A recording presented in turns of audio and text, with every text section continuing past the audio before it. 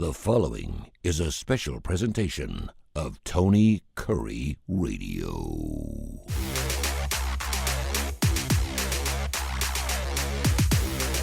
Welcome back to another edition here as we get ready for March Madness of K4Wins. Go to K4Wins.com, K4Wins.com, free site. You can get on there and subscribe. We've got a monster show for you set up today. We'll go around the board. Kai Gregory, he knows what's going on, man. He's played both sides for the last 4 decades, knows exactly what's happening. We're handicapping. Case Kiefer is the executive director, editor of the Las Vegas Sun. He's down there at Ground Zero in Las Vegas right now. And, of course, Kip Kiefer, my radio partner, TV host as well, ABC 3340, the starting lineup, which you can also see Case on every Saturday morning from 10:30, 11 o'clock. We get another show coming up this Saturday morning. Kip Kiefer, executive director of the Birmingham Racecourse Casino. Gentlemen, how you doing? We ready for some March Madness, baby? I got some Tony Curry-isms, right? You ready? Is it gonna, no, go ahead. Yeah. Is it going to be March Madness or March Chalk, Tony? Oh, you know what? It's turning out to be chalk. I will tell you this. I spent more time on this bracket this year than I have in the last 10 years combined. Usually I just go off the top of my head. I'm usually on some radio program. We're doing it. This year, I actually put some time into it, so we'll see what happens. Only 2 teams in the last 20 years, Case, who have won the national title have not had blue in their uniform. Can you name them? Oh man, this one's throwing me off. I was waiting for the first. I don't call them this, but what Kai calls useless Tony Curry facts. Do not have blue. I mean, it's not. It's not coming to me right away to be. Let's go with the Baylor. Let's go with the Baylors and those Louisville Cardinals. Those are the only 2 teams in the last 2 decades that did not have blue in the uniform. Someone tell me who had the best ATS this year in college hoops. Case. UC San Diego. Kai. No idea. Kip. I'll say, gosh, I don't know. I just went blank. So they're playing the Alabama Crimson Tide in the first round. That Robert Morris Colonials. Oh, Robert Morris. Yeah. I know they've won 30 games and like 10 in a row. There are, I just read today, there are 7 teams coming into the first round on 10 or more game winning streaks. Case just mentioned UC San Diego. They've won 15 in a row coming into this. Crazy. Robert Morris 26-7 against the spread this year, by far the best in college hoops. And I threw this question out to you guys a couple of weeks ago, and we'll go around the horn. I'll start with you, Kai, first.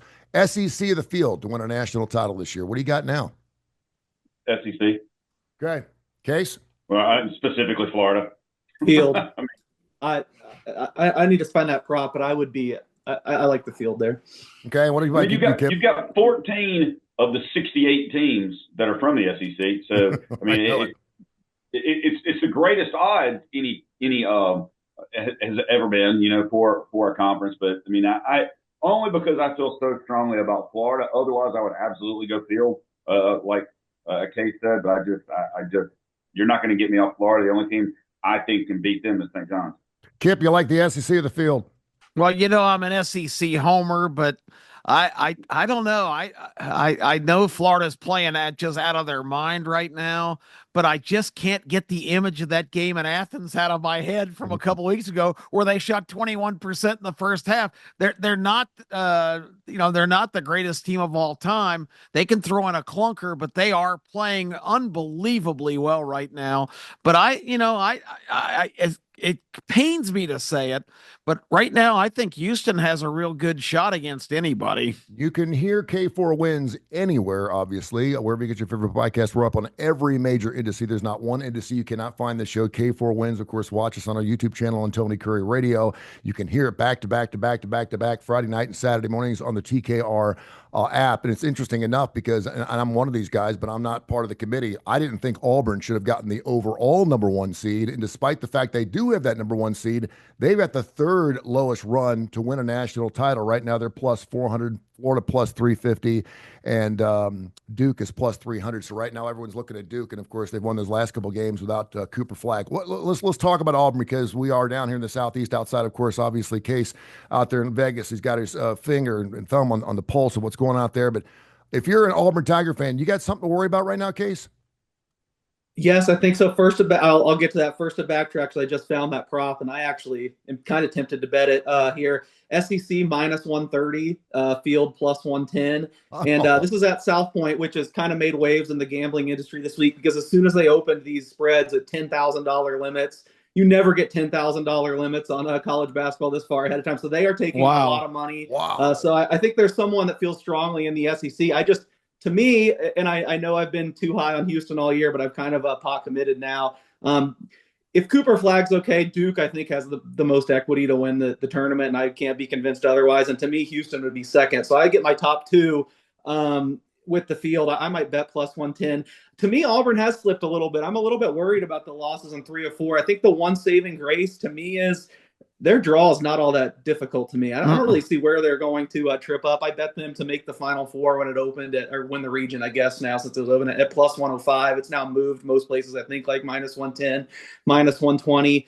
But I mean, and I don't want to relitigate the whole Bruce Pearl thing, who I don't really think that highly of as a coach. I think he's a great recruiter, great putting people in the right places, great at building a staff, I think, is the big thing. I mean, you look at Todd Golden, who I think might be the sharpest coach in the country, and just so analytically sound and does all the right things. And I was actually looking, this is on the top of my mind as I was looking for some more Todd Golden information. I read a story when he got hired from at Florida. And I think this is why Bruce Pearl, in his second stage at Auburn, has kind of I think he's thought more fondly of around the industry. I was covering college basketball a lot more during his time with Tennessee, and I can tell you a lot of coaches then didn't really like him, thought he was in above his head, and he was kind of arrogant at the time. Now he said about Todd Golden, he said, anytime we play Todd Golden's team, we're starting 10 points ahead. That's how much shrewder he is than me. That's how much better he is than me. And even if you watch like Auburn's games now, I see a lot of times in timeouts, like it's an assistant drawing up the plays. But anyway, not to get off on a Bruce Pearl rant, but I do feel like this is kind of out of the Bruce Pearl playbook. He's had a lot of teams in the past that seem like they kind of peak early and slow down. Kai would know better than me as a Tennessee fan, but I remember like one of those, maybe his first Tennessee team that was like the story of college basketball. I think they were number one. I think they ended up ducking out before the first weekend. I know he didn't make a Final Four at Tennessee. Maybe he made the Sweet 16 once or twice, but I don't know. I kind of feel like, I feel like a lot of his teams kind of aren't at their best when they get to the end of the season. I know they did make that one great run at Auburn to the Final Four. I think Golden might have been on the staff then, another feather in his cap. But so, yeah, I would say I can't believe it with how good Auburn had been all year. And we talked a couple of weeks ago on this show about how they were historically dominant. I said the numbers backed it up, even when you brought it up, Tony, and it was kind of eye-opening. But, yeah, I don't know. I do have kind of a nagging suspicion that they aren't the same right now. But all that being said, I think of the one seeds, I like their draw the most. So I do expect them to get to the Final Four. We compared them to those 15-16 Kentucky Wildcats when everyone was taking about Kentucky or the field. The amazing thing, Auburn Tigers were 11-0 in first-round games in the NCAA until last season when, of course, they got tripped up in the first round against Yale. You're wearing that Tennessee shirt up there, and, of course, I kind of threw out a couple things against Rick Barnes this past week, and then you two-shade me over the weekend with some tweeties that I guess you just added the win total there. It is pretty amazing that when you talk about Tennessee, Rick Barnes has been coaching for 38 years and has only been to one Final Four. I don't know what that means. I don't know what that says. I mean, I know that he had all kinds of weird runs at Texas. He was always winning 20 games, just couldn't get past the first or second round. And, of course, looking at his ATS, he's 11-23 against the spread the last 20 years. But has he ever had the kind of talent that he has right now like Tennessee has, Kai?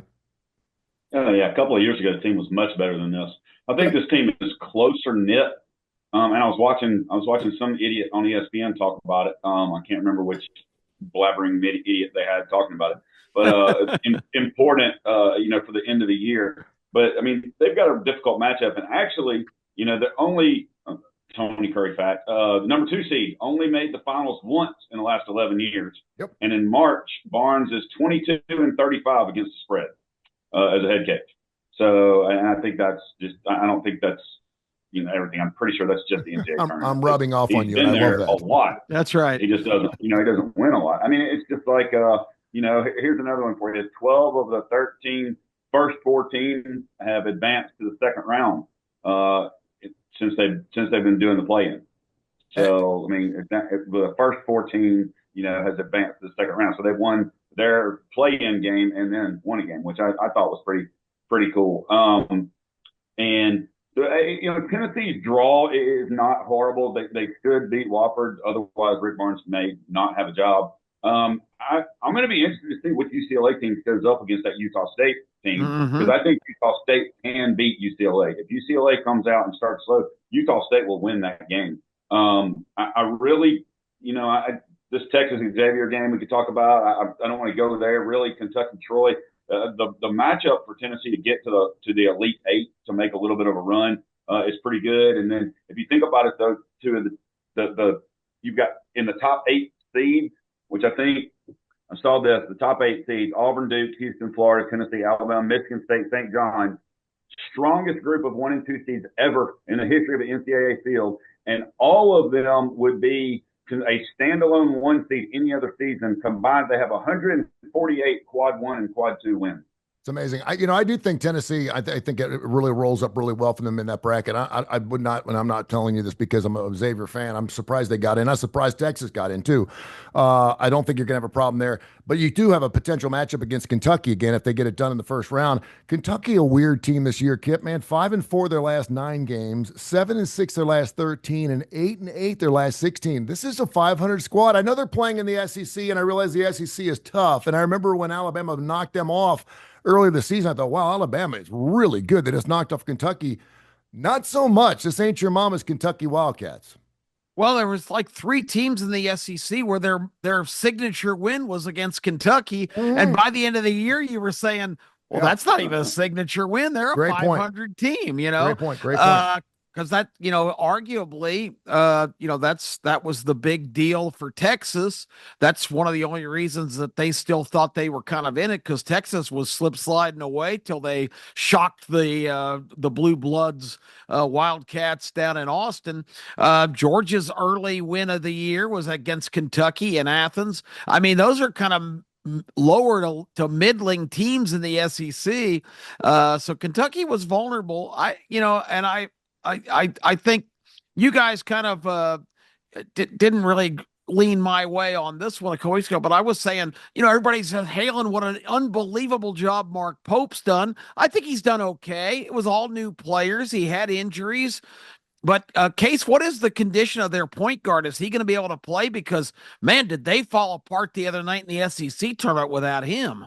Yeah, not to say the same thing I said last time, but I agree with you guys. I don't think much of Kentucky. I have them dipping out in the round of 32, and I don't think that I'll change it. But I do think Mark Pope's done a really good job. I mean, this personnel is not a Kentucky team. These are not NBA guys on the floor. Not 5-star recruits. To me, and it's always weird. I'm kind of with a lot of people that complain about the committee that they put too much into the early season, these non-conference games. But there is a weird trend that these non-conference games are a lot more predictive than you think. And Kentucky had about as good of a non-conference as anyone. I think they beat Duke better than Duke, I think, has 3 losses. The one was at Clemson. It might have been by more points, but beating Duke on a neutral with a completely new team, it's hard to knock that down. I know that Pope has said Lamont Butler is playing. Didn't really sound like the most. It didn't give me the most confidence, though. He said he's playing. The NCAA tournament is different. This is for everything or whatever. So, clearly this injury is bothering him, and he's not going to be at 100%, but he is going to give it a go. To me, I feel like that should be enough to get past Troy. I've actually heard Troy kind of be a popular upset pick, and they are a really good team, but they're super young. I think they might be the youngest team in the field. I kind of feel like Kentucky's too sharp to losing in the first round again, so I feel like they'll get out of there, but I wouldn't expect too much out of them for that. But long term, I'm always buying futures for the year. You can't really buy futures for future years, but I think Kentucky's going to be a problem again in the SEC. I think once he gets his guys in there, I think stock on this program is up, and I think for them to grab a 3 seed this year, with what I said last time, I think this is their worst team personnel-wise in 15 years. To get a 3 seed, I think this is a successful year no matter what, but I don't expect them. I like Tennessee way better in this draw as far as the bottom of the Midwest region. I think that Troy game could be fun. Troy loves to press up and down the floor all night long. They do turn the basketball over. I think it's like 15.6 times per game. They're in the top 3 in turnovers. So if Kentucky can turn them over early, it could get ugly real quick. Or if they make their threes, it could certainly be a game. We'll talk about just a few other teams, some perennials, some blue bloods, some teams we're used to seeing there. Everyone's talking about North Carolina. Yes, their quad 1s were non-existent. They were 8-0 in quad 2s. They end up getting in, and now everyone, that's the sexy pick. Everyone loves to take North Carolina because they weren't supposed to make it in, and now everyone's saying they can make a run in it. Kip, what's your thoughts on the Tar Heels right now? They look fantastic against Duke. Of course, they were doing it without Cooper Flagg. Yeah, I don't know. They did that against Duke in their last two games. The last regular season game, they had a big run early in the second half, and they forged ahead. They had a 6-point lead halfway through the second half and just collapsed. I think they're vulnerable early on here. That they're the most controversial team in the tournament. A lot of people are just outraged that they're even included. And I think that could be a motivator that, we'll show them. But, the bottom line is we've seen them, toe to toe with many of the top teams in the country. And, like Case always says, the numbers don't lie. They're 1-12 against that bunch of teams. And that doesn't give me a whole lot of confidence coming into this. If they get into a mid-major or somebody that's got some personnel, I think they're really vulnerable. You look at one of those teams like that, and I think, look at the schedule is really important. Everyone's talking about High Point, another sexy team. They played 0 quad ones and 1 quad 2 game all year. Who tells? Who can tell what's going to be happening in this team? Another guy that everyone's talking about, St. John's, Rick Pitino. We know now that he has made the big dance 5 different times with 5 different teams. They've lost 4 games by a total of 7 points, 6 times. There you go. I thought it was 5 times with St. John's. 16. This is his 16. Is what they said. I thought St. John's was his 5th. Anyway, he's a hell of a coach. He's a great coach. I wonder if, in fact, he's as good as everyone's saying, because a lot of people are saying the Big East guy this year is down a little bit. What do you think the Johnnies do? They could have a second-round matchup with Kansas, which would be pretty awesome.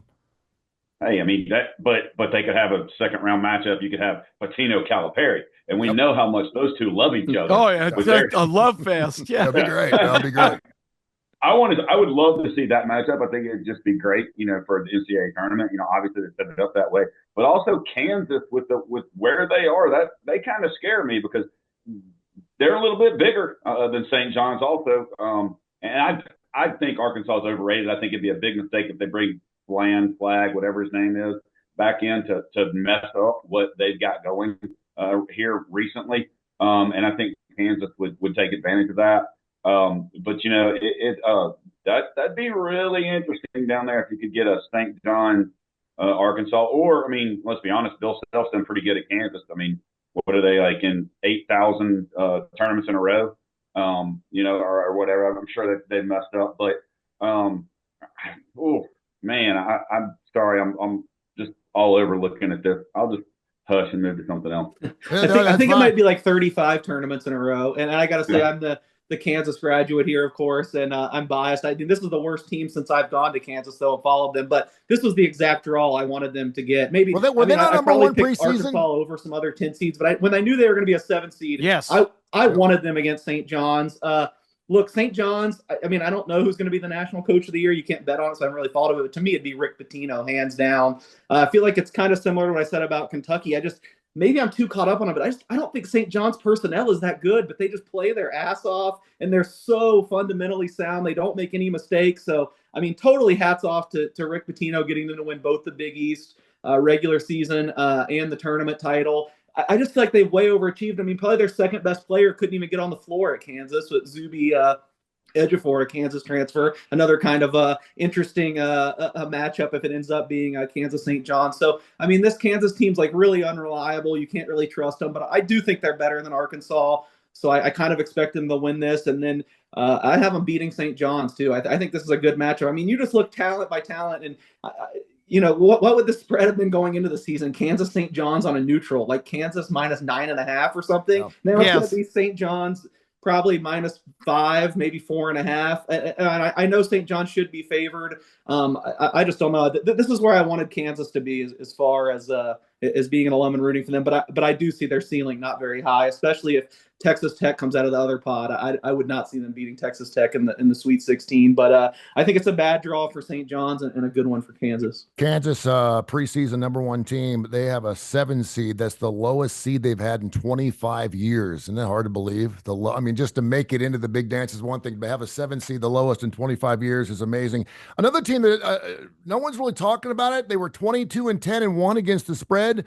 Tom Izzo has been to 8 Final Fours, has got Michigan State and sitting right where he wants, and they've got a really interesting draw coming up early on as well. Of course, they're going to be taking on Bryant, and everyone's talking about Bryant. I don't know if it's their first or second time into the Big Dance, Kai.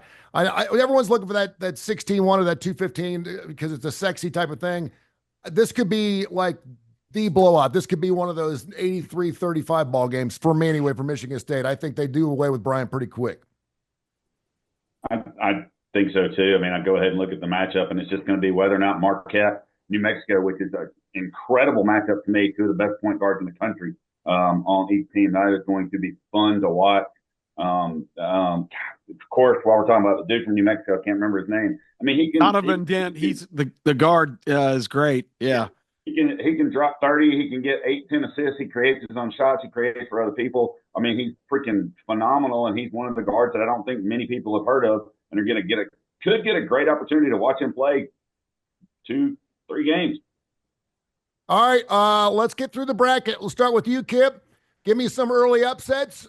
Give me some things that you've seen that perhaps could trip some people up. I already mentioned, I put mine out. I got Auburn, Duke, Florida, Houston. I know I went chalk all the way. I tried not to go chalk. I hate going chalk, but I took the Final Four, the top 4 teams for only the second time if it happens. They are the 4 best teams, and, of course, 7 in the last 8 years. Guess who's won the national title? 1 seed. So I got feeling pretty good about that job. But Kip, what are some early things you've seen that perhaps could be some upset cities in our brackets? Well, I'll be interested to see if our Western expert agrees with these, because I mean he has kind of prompted me to watch a lot more of the smaller conferences out west than I normally would have. I stayed up really late the other night and watched the UC San Diego and UC Irvine game, and I was impressed what I saw. UC San Diego, I knew they were this kind of the running, gunning, Case had said last week on the show, and that this is one main reason I really wanted to see them play. I love teams that play just top speed, never slow down. But this team plays some hellacious defense too. I was really impressed with that team, because I think, Case was big on UC Irvine, but he said it's going to be a formidable challenge against San Diego. I thought those were 2 really good teams, and I enjoyed watching that game. But in Michigan, they win the Big Ten title, which really surprised me, because the second half of the season, they didn't play that well. They had a couple of stumbles, lost a couple games at home. They lost to Michigan State as a pretty sizable favorite, a 4 or 5 point favorite late in the year. I'd like to think that UC San Diego can pull a stunner, because everybody that's just a casual fan is going to pencil Michigan in there. Go, yeah, right, UC San Diego. But after watching them, I think this team's going to be a pain in the ass in that game, and I think they've got a really good chance. I'm going to stay in the out west with my second one. What Colorado State did in that tournament, they were really impressive too, from the Mountain West, and they got Memphis, who is a team that seems like they could be off or on. Of course, they vanquished Tony's UAB squad again, always the nemesis. But I'm not going to be a bit surprised to see the Rams rise up and maybe win that game. I've also got, let's see who else. They're 2.5 point favorite. Are they really? Yeah. Yes, they are. Yep. How about that? That's only the second time, by the way, that we've had that favorite flip that way in NCAA tournament. How history. about that? Now that surprises me. I haven't really been able to scrutinize the lines yet. But I was on the campus about 3 weeks ago of McNeese State, and I was looking around and thinking, McNeese State, this is a real, not very significant university, but they are playing some big ball. I think they're one of the really hot teams in the country with a big, long winning streak. And they are playing in the first round Clemson, who I didn't think finished the season really impressively. Clemson, in the middle of the year, I thought was a real possible contender. I'm not going to be shocked. Another another one of my first round specials. I'm going to take McNeese to shock the world, knock the Tigers out. Well, sorry to Tony's son. That's okay. McNeese, they only lost by 8 to Bama. They only lost by 3 to Mississippi Yeah, State. So pretty impressive. The Cowboys are pretty good, going to be a pretty good basketball team. You mentioned that 5-12 matchup that Colorado State, just the third time, that a 12 seed has been actually favored over a 5 in the last 20 years, which is pretty amazing stuff. Yeah, you picked some good ones, and of course, we're all looking at that 5-12, and I'm just going to go ahead and give mine real quick. Oregon is a team that's been really, really hot. They've won 8 games in a row until, of course, they went to their tournament time. Liberty is second in effective field goal percentage, fifth in the three-point field goals. I'm always really reluctant in picking teams that are really good in three-point lands because you live and die by it, but Liberty's been on fire this year.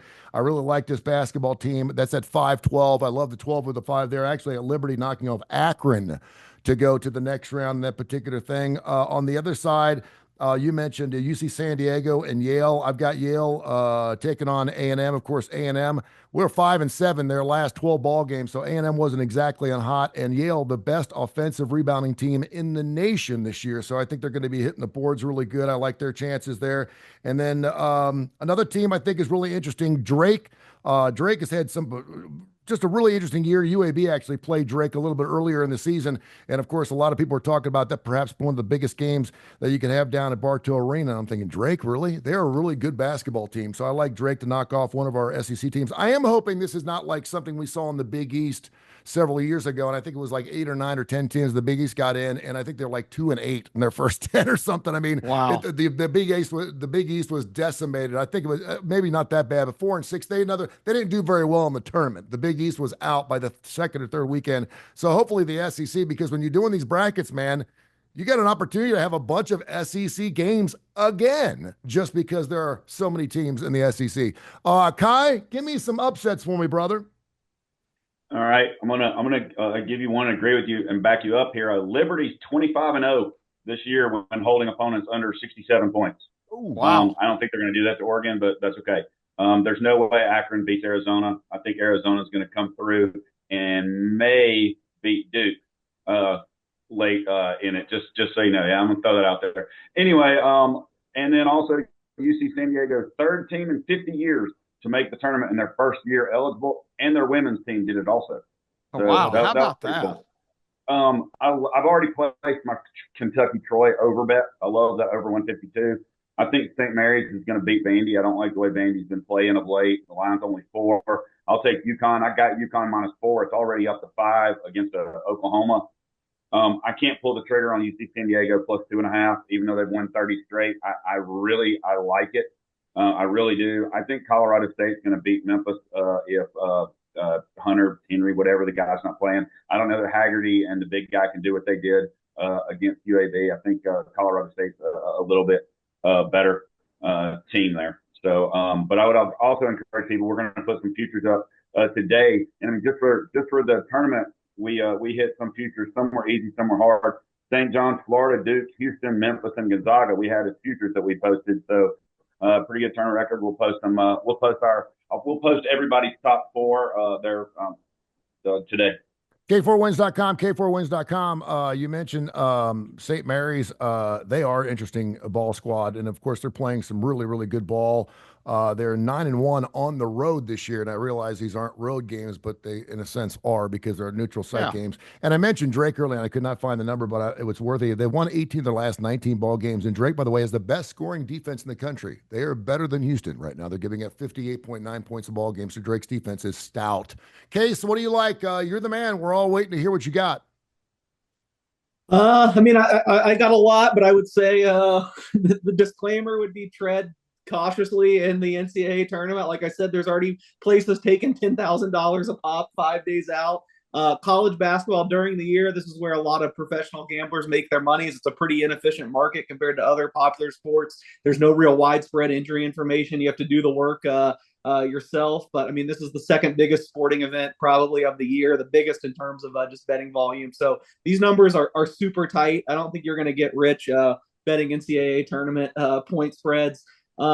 That being said, I guess a few I agreed with you guys on. I do like McNeese and Liberty. I bet both of them plus 7.5. You said too reliant on the 3-point shot. That's what I want out of my out of my under. I mean, you can end up getting pie in your face and looking stupid if they're just bricking that day and they can lose by 30. But Oregon's just not a team that beats anyone by margin. I feel like they're getting really propped up for those few wins they had here at the MGM, where they beat Alabama and Texas A&M and San Diego State. But they've also had some real clunkers. They had like that 5-game losing streak. I'll also say, though, it's like an annual tradition that I lose money on Oregon in the tournament, because I think Dana Altman, I have such a high opinion of. He brings out the best in his team every year. That they're never very good, and he always he's just an incredible tournament coach in my opinion. So I agree with you on Liberty, but a little cautious there. I do like McNeese. I think Clemson's style that they play this year, just a little bit slower,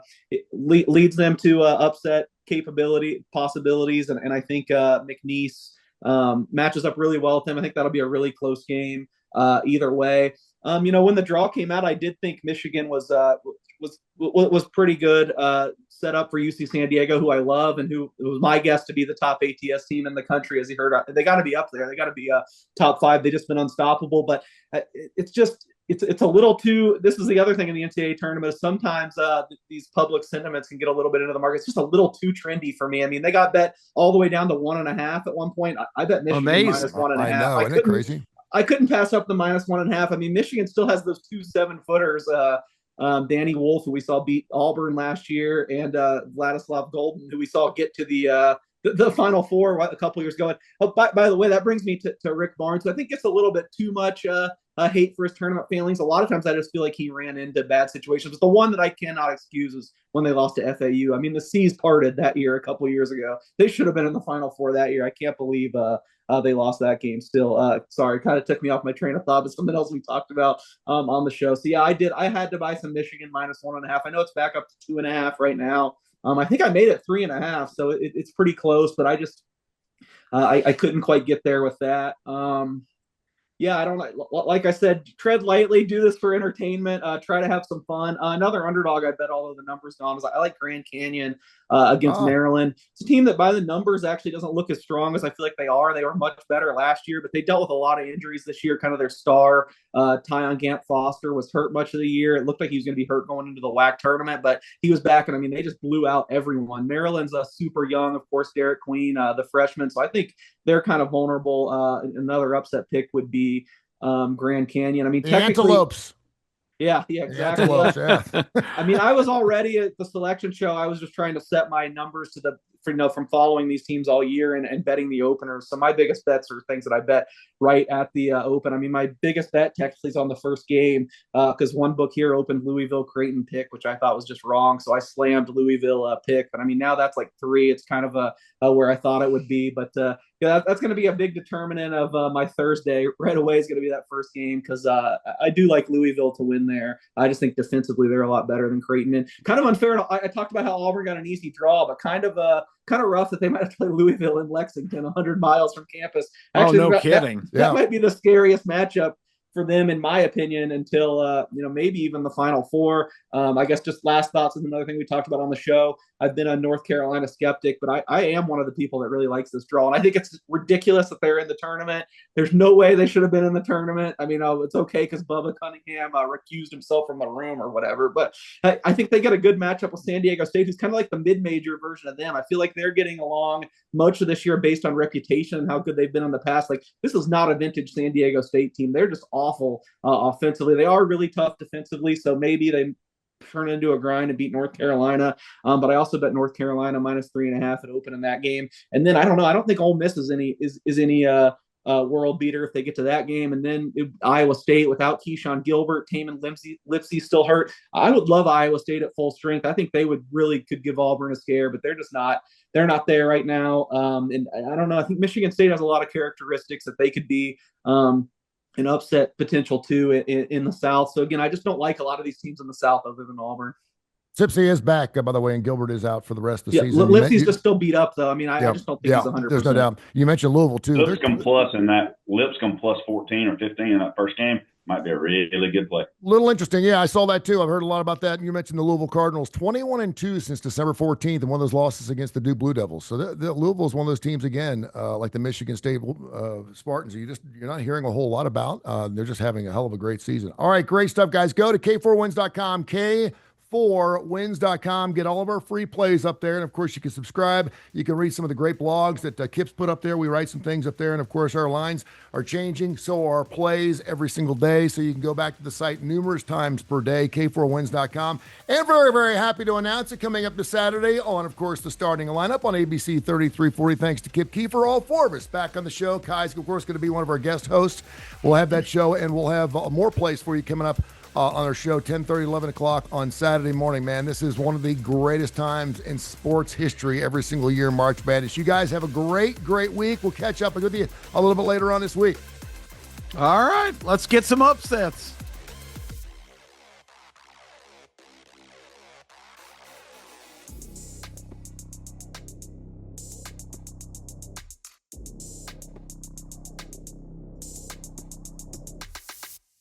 This has been a special presentation of Tony Curry Radio.